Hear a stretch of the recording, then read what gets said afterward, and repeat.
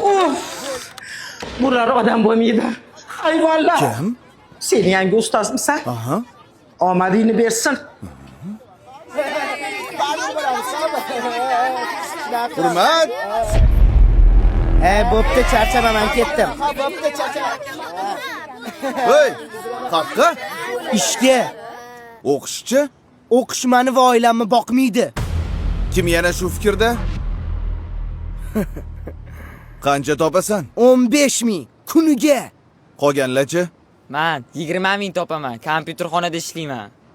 Men 25 ming topaman. Manikyurchiga yordam beraman. Oramizda eng boyi Mirsagatov. Sen qayerda ishlaysan? Bozorda arava tortaman. Kam 30 ming pulim bor kuniga.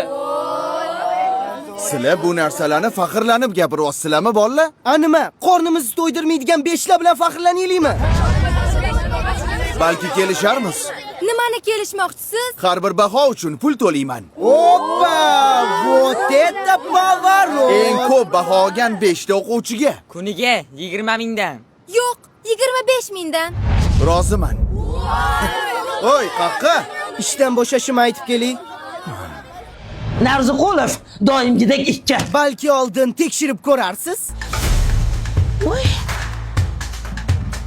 Bo'lar ekan o'qisa.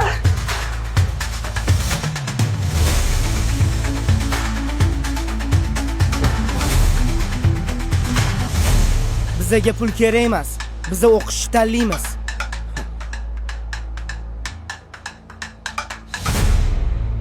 Rosa xursand bo'lsalar kerak. Sovg'a o'zi kimda? Monda. Bolla. Ustoz yo'q ekanlar. Assalomu alaykum ustoz. Doston Rustamovich ko'rmadingizmi? Dars tugadi, ketdi. Nega ketadilar? Bugun o'qituvchilar kuni-ku. Men qayerdan bilaman? Nima men uni qorovulimanmi? Ishga ketgandir. Yana qayerdadir ishlaydilarmi? Navoiyxonadami? Boshimni qotirmalaring.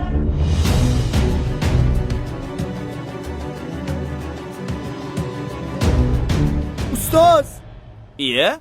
Kelinglar bolalar, non beraymi? O'zingiz pulingiz yo'q ekan-ku. Nimaga bizga pul bermoqchi bo'ldingiz? o'zingizni bolalaringiz bo'lib turib, nimaga begona bolalarni o'yladingiz? Shunaqa qiyin ekan. Nima qilasiz bu kasbni tanlab? Ustozlik kasb emas, bolalarim. Ustozlik bu hayot yo'li. Siz endi ishga chiqa olmaysiz. Sizni boshqa joyda kutishyapti. Qayerda? Umrada.